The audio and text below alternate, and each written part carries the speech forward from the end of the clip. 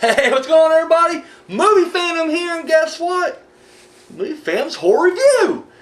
We got a double feature that really are on the opposite ends of the horror spectrum as far as good and bad goes. We got The Messengers and Repulsion. Isn't it funny that Repulsion sounds like it's basically how I feel when I watch The Messengers? Sorry. Spoiler alert, I didn't care for The Messengers. Alright, so let's go ahead and let's get this thing started right. Or wrong, either way. 2007, The Messengers. This came out, man, there was a big chunk of these supernatural horror movies. I know there's a shitload of them now. We got like Sinister and Insidious and the Paranormal Activities, The Conjuring. But you know what? Those are fucking good movies. Like, everybody's like, I know some people are sick of like supernatural, paranormal horror right now. But you know what? There was a cycle before this that was utter dog shit. The Boogeyman, Messengers, Darkness, Cold Creek Manor, which was kind of announced as supernatural horror, and it really wasn't. And I know there's a couple other ones that was just all dog shit, and like they looked like dog shit. And I ran a couple of them, and they were dog shit, and I stayed away from the rest. Messengers being one of them. Now this is before anybody who knew who the fuck Kristen Stewart was. It would be a year later that she would go on to superstardom for Twilight. I still don't see how. And this movie's any indication of how'd she get the fucking job. She had to suck some dick, hardcore. Like she was munching Stephanie Meyer's clam to get that job. Only could happen. The only way it could happen, dude, because it can't be her acting ability. Because A, it's non-existent. Watch The Messengers. If you think I'm lying, if you think I'm fucking lying, watch The Messengers. Just saying. The basic plot of The Messengers is a family moves to North Dakota. They take over a farm, basically. It's a sunflower farm. Some murders happened, the previous year, which for some reason didn't really attract any news. Like it became an urban legend within the town, but not like no one really I don't know. Anyway, so yeah, and then the weird shit starts happening. I'm gonna do my best not to do spoilers. It's just 2007, and even though I hate this movie, I won't spoil it. I will just go ahead and drop one thing though, and this ain't really spoiling it because I mean there is a revelation toward the end, which don't get me wrong, it wasn't a bad revelation. Like whenever this kind of happens, you're just like, oh, okay. But it wasn't enough to redeem the rest of the movie. The ghosts are doing that whole, oh, they're really good the whole time. They were just trying to help you. They're trying to get a message out to you. They were just trying to tell you that so-and-so did something. And you're just like, really? Because the whole fucking movie, instead of just coming out and be like, hey, Kristen, you dumb bitch who can't act, so-and-so did this. We're just trying to give you that message. That's it. No, let's just terrify, and not just terrify, like, let's physically try to drag this bitch into the cellar. Like, on more than one occasions. On more than one occasion. This was produced by Ghost House Pictures, which, don't get me wrong, I know like, I'm going to go on this big tear, and they've done some good stuff. They did The Grudge, which I'm a fan of. I know they did something else. Maybe they did 30 Days a Night. It's the Sam Raimi and the other guy who produces all Sam Raimi shit. This is their production company. And I just realized it sucks. Like, I'm sorry, with the exception of The Grudge and 30 Days a Night, they can't do anything else. And their movies tend to have the same kind of quality to them. Like, they don't look bad. I don't want to say that. Like, but they don't look great either. It's very generic. And that's what, and if there's any other word to describe this movie, it would be generic.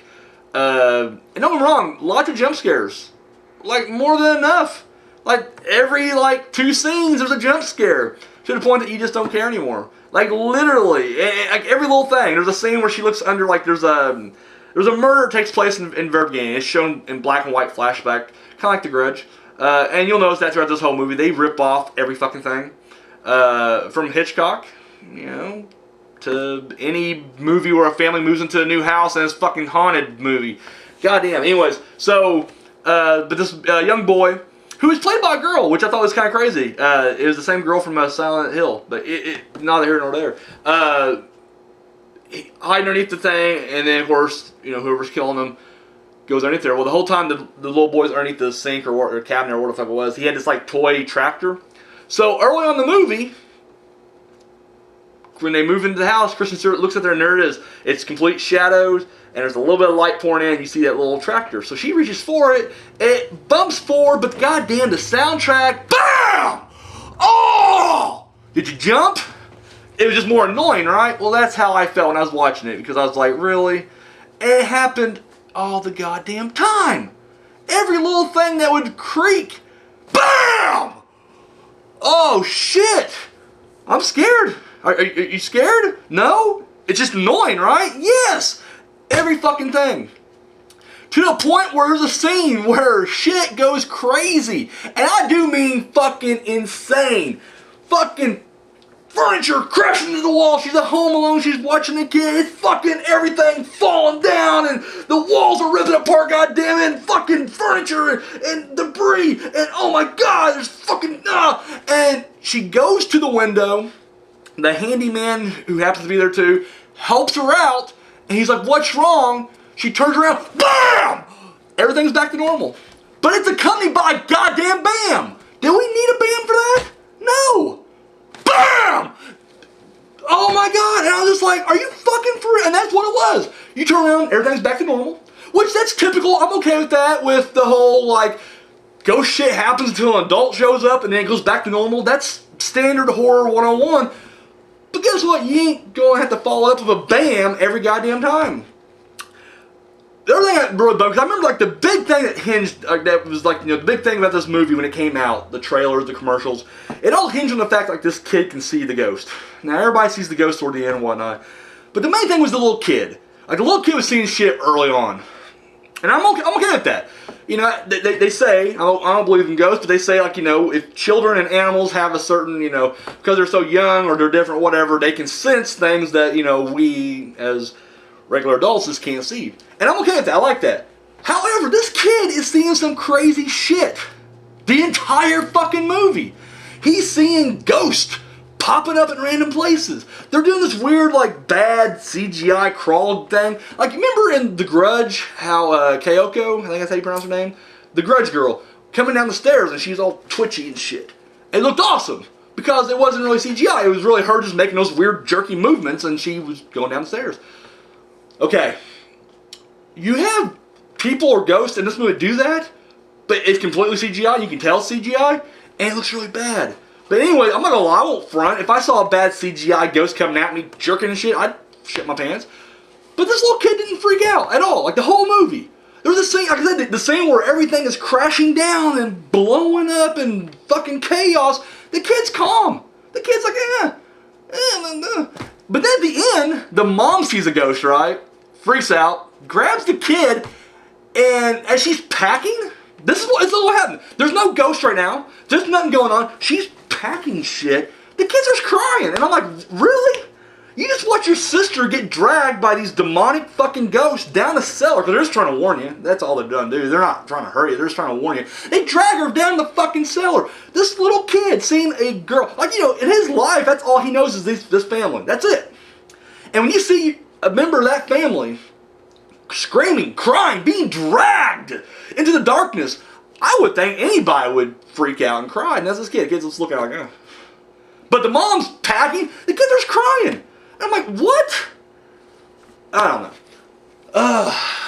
Then of course we got numerous references to the birds, because the crows show up in this movie, and you just see, like, it just looks like they're like, oh, wait, Hitchcock did with the birds.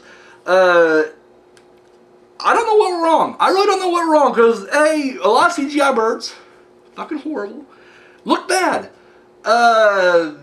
Yeah, it's so ridiculous, and you're just like, okay, I get it. Like, I mean, I've never been attacked by a swarm of birds. I bet it is terrifying. In the very beginning, you know, the dude has like all this sunflower seed in his car. Birds show up, start eating that shit.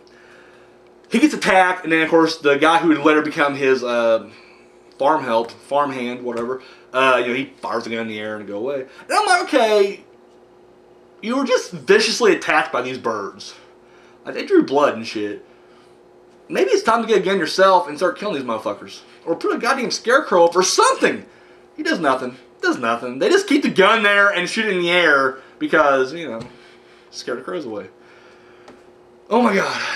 you get the feeling that none of the actors really want to be here. Dylan McDermott plays the dad, and dude, that mom looks so familiar, and I IMDb'd her during the movie. I did not recognize the fucking thing she was in, but dude, she looks, Penelope Ann Miller. I don't know who the fuck that is, but she looks so familiar. Either way, though, they both seem so uninterested to be there. And Kristen Stewart looked uninterested, but that's just her face, so, that, you know, she probably was excited to finally have a job. But anyway, but it was just so fucking bad. The movie was just so bad.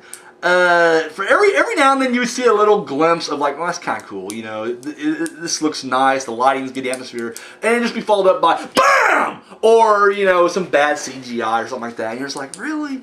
You can watch this movie, it's a drinking game where every time you see a clear horror movie ripoff, whether it's an actual reference to another movie, or just something that's like, yeah, fuck it. It's just what horror movies do, we'll just do it like this. Literally, you take a shot and you'll have alcohol poisoning first 10 minutes. I mean, it's that bad. It really is. Yeah, I don't know. It was just a really shit-filled movie. I don't want to get too much away because I really don't want to give plot points away. But I will say it does end on a decent note. But there's a scene. The scene that made me kind of cringe is when Kristen Stewart realizes that it's going to be okay. She tries to smile. She can't fucking smile. Oh my god. And I'm like, is she trying to smile? The director's like, smile, and she tries. I'm not making this up. I'm not doing this for a laugh. I'm not just trying to be like, I'm gonna fucking shit on Kristen Stewart because I hate Twilight. No. I have made peace with Twilight in a sense. Robert Pattinson is a great actor. He has gone on to do some really good stuff, and I have liked the stuff he has done. Taylor Lautner hasn't really done much, but fuck it, he's trying. He's just trying to do like bad action movies that he's going to get stuck in straight-to-video hell, but whatever. He's doing his thing. Kristen Stewart, I just don't like. I don't think she's a good actress. She's not yet grown from what she's done, and everything I've seen her in since has just been shit. I'm hoping I will turn around. I've turned around on actors. I used to hate Matthew McConaughey. I'm fucking sucking him off right now. I'm sucking his AIDS-filled dick from Dallas Buyers Club right now. I'm okay with that. He's a great actor. I enjoy him now. Jesse Eisenberg, another guy I just kind of shit on before. I was like, this guy's a Michael Cera fucking knockoff. And then I watched, you know, like The Double and, Now You See Me. I was like, this guy's pretty good. I can come around. I came around on Robert Pattinson. I've tried with Kristen Stewart because I want to be the guys like, you know what? Yeah, she did that shitty movie for some money, whatever. But no, she just can't act. The bitch can't act. And if anything else, watch the message, just skip to the end, like the last 10 minutes or so. And there's just a scene where she's holding the kid, and, you know, it's over now, we're happy, and she tries to smile. I'm going to say try. She didn't smile, she tried to smile. It is the weirdest, most awkward thing in the world.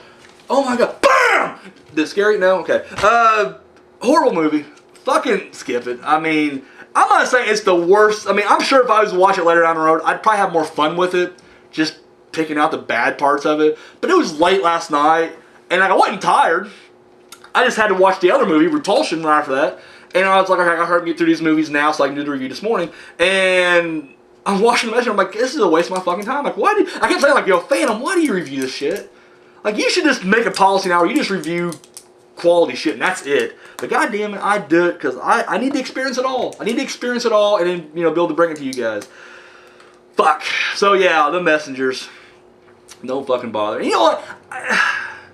Sam Raimi, I love the guy because he brought us to Evil Dead. And that should be enough to just give him a pass for life. But goddamn, he also is attached to Boogeyman and The Messengers, and that should be enough to give him a kick in the... That should be enough to, like, he comes to your house and be like, you know, Sam, I love you, buddy.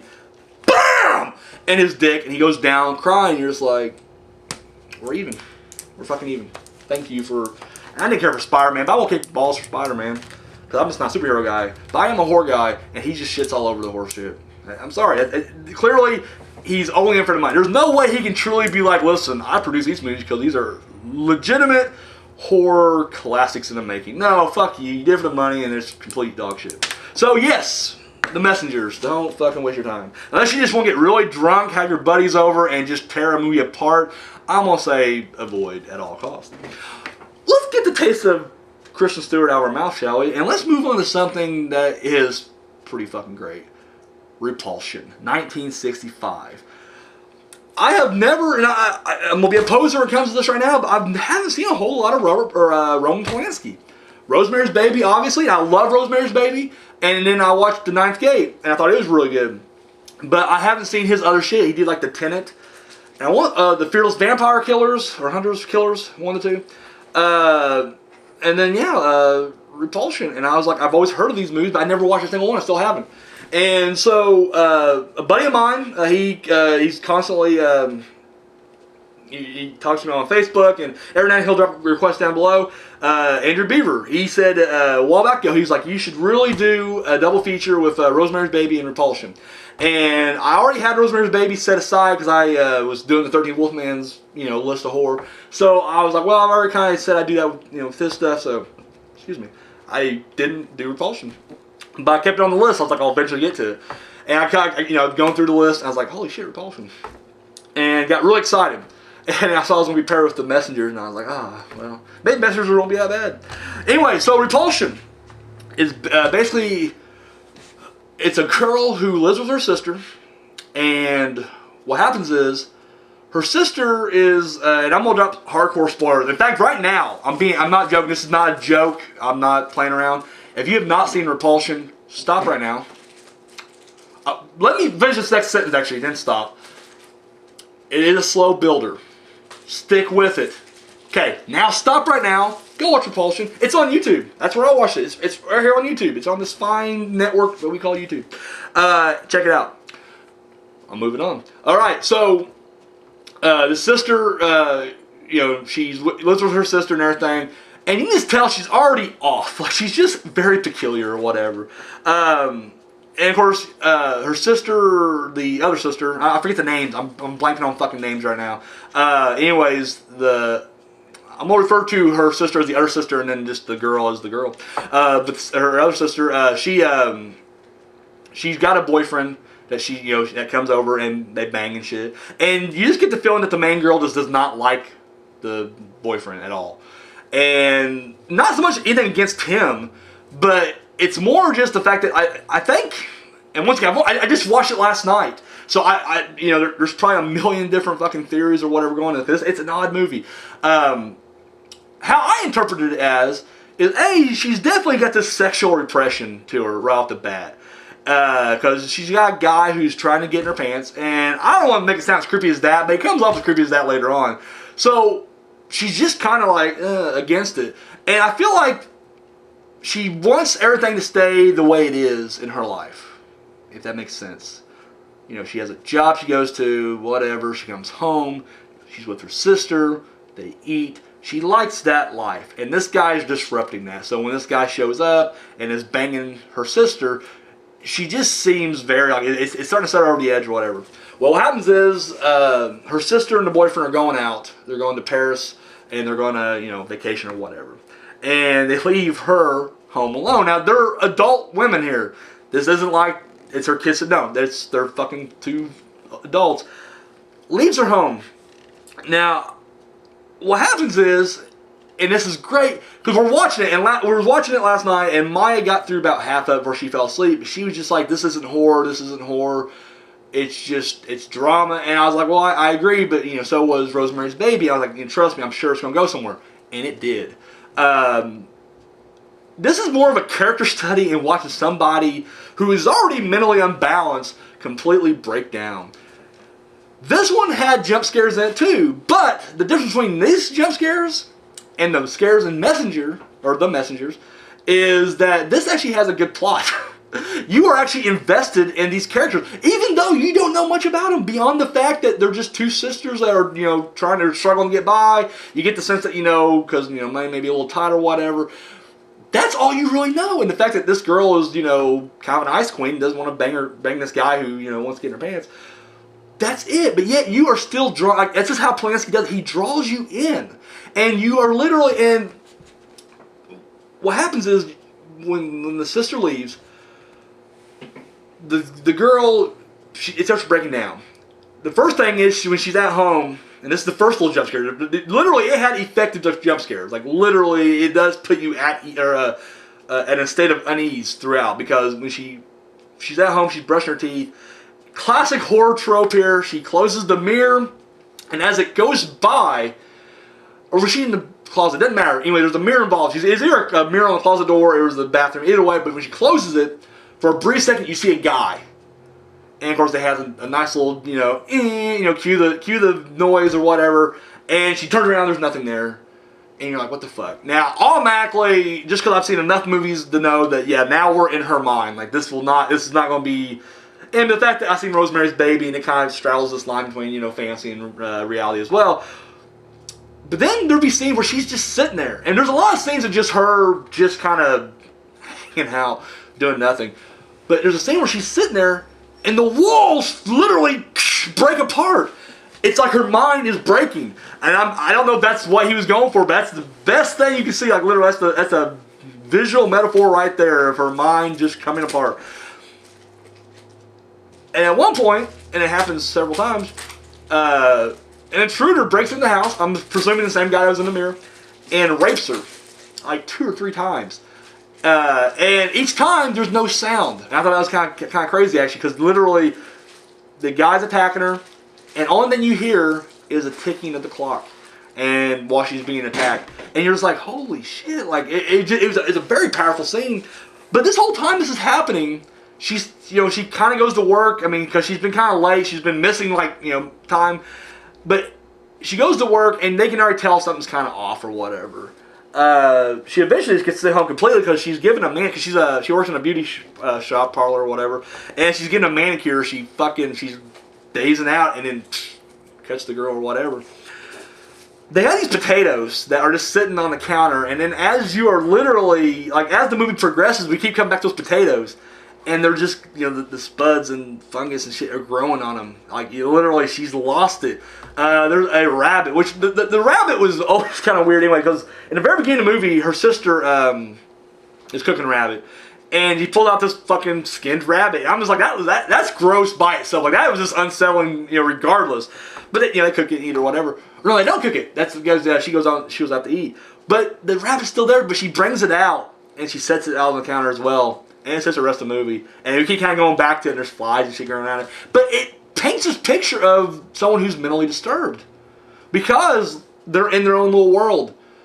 A world that's breaking apart around them, and there's these intruders that are coming out. And once again, I'm not a psychology major, so I'm sure someone else can explain this better, but it's like, the fact that, there is this underlying sexuality throughout it. And how she's very repressed and everything. That I know it has to tie in somehow, because there's a guy that's desperately trying to get into her pants, and she keeps rejecting it. But yet, in her fantasies, in her mind, she's being raped. And there are certain scenes when it cuts to her face. Because I don't want to get myself in trouble here by saying, like, well, she got raped and she enjoyed it.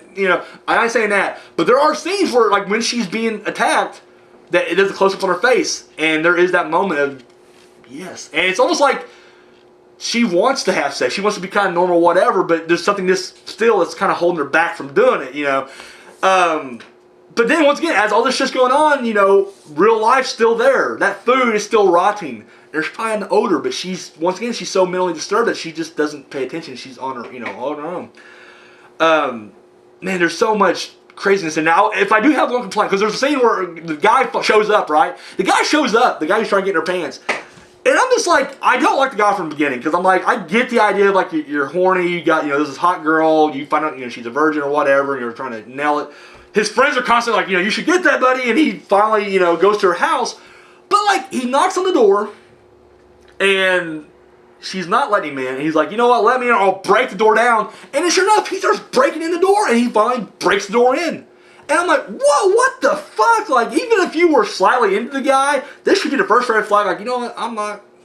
But he's trying to, he's just like, I'm very sorry, but, I had to see you. And it's just like, dude, you are displaying psychotic tendencies yourself right there. But the great thing is, there's a neighbor who's watching him as he's talking or whatever. And as that neighbor goes into the room, or goes back to his apartment, or her apartment, I can't remember if it was a guy or I think it was a girl, he goes to shut the door, bam! She whacks him in the head with a candlestick, and murders him. Flat out fucking murders him. But the whole time, just like, that should be justified, if anything else. Like, granted, he did nothing beyond break the door down. I get that. But this guy clearly would probably rape her at some point. I'm just saying.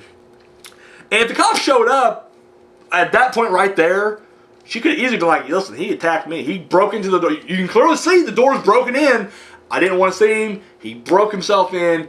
He tried to put himself on me. I had to kill him with a candlestick. But instead of, doing that, she puts the body in a bathtub, which has been overfilling for a while anyways. And that's the end of that. The landlord finally shows up. Now, I'm not going to lie. At this point, I felt like the movie was running too long. We get to the landlord, and just this long scene of, like, the landlord. Basically, just cut to it. He's eventually like, you got the rent money. Like, this ain't enough. And he's basically like, we're going to have to fuck for you to keep the apartment. That whole scene, I was just like, we know he's going to buy it. He's going to get killed. And it's great when she does kill him. But she kills him in a great way. But I was just like, let's get to it. And literally, Polanski dragged that scene out. But I will say right now, the rest of the movie, fucking great. Like, it literally does. And I want to see it again because I feel like, the first time I knew, like, Polanski wouldn't fuck me over. Like, literally, because I'm not an underage kid. Joking. I'm on his side on this story, but that's a different thing for a different time. Anyways, but as I'm watching this, movie, I'm just like, I know it's a slow build-up, but I'm like, it's going to pay off. He's going to pull the audition on us where basically the first whatever is nothing and then bam at the end. And even though like Rosemary's Baby, there really is no bam at the end. I mean, it's just kind of a slow build and then boom, it ends. Now, I don't mean that in a boring way. Rosemary's Baby is a great movie. Check out my review on that. But there was no like bam bam ending. This one has a bam bam ending. Like, it's just insane. But once again, really, I mean, I guess you can classify it as a horror movie. It does kind of fall into that dark psychological drama. Because really, it's a character study of a woman who's going insane. It's the best way to explain this movie, woman going insane. The ending kind of left me a little, because, and I'm going to do spoilers, so once again, you shouldn't be watching this right now if you haven't seen it. The end of the movie, the sister and her boyfriend comes back home. And at this point, the house is destroyed. There's dead bodies. They yell at the neighbor and like that, but the sister, she notices there's an arm that kind of comes out underneath the bed, and she's just laying there. And, was she dead or was she in a catatonic state? Because I assumed she was dead. I don't know how she died, but I was like, she's dead.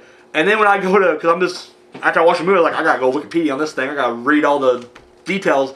And then they're like, no, she was in a catatonic state. And I'm like, really? Like, I didn't get that. I thought she was dead. At the end, the guy picks her up, carrying her around, fucking dead. However, I don't know. I just don't know. But I think that's probably the great thing about this movie is, I mean, maybe you can take it either way. Either way, though, check it out. It really is. It's a masterpiece. I wish I would have saw it a long time ago, but better late than never. I definitely watch Tenet now, or The Tenet. Because from what I understand, like, it's his kind of pseudo-trilogy of apartment horror, if you will. Rosemary's Baby, Repulsion, and The Tenet. So I gotta check out The Tenet now. But no, this movie is really good. And it had, I mean, Polanski's style is so, it reminded me, a lot of the camera movements and just the feel, it was very much Rosemary's Baby. Early on, there are certain scenes that I was just kind of like, this feels like some high school students film or some shit like that. It's because, the camera, very outside. A lot of the outside work seemed like that. But overall, no, it was damn good. I love the jazz score. Like, that's one thing I love about the horror films of the 60s, is they had this awesome jazz score. And this is no exception. I love the score to this. So yes, Repulsion. Check it out. Messengers can eat a dick. So yes, there we go. That is my double feature. Thank you for sticking around. And yeah, catch you later.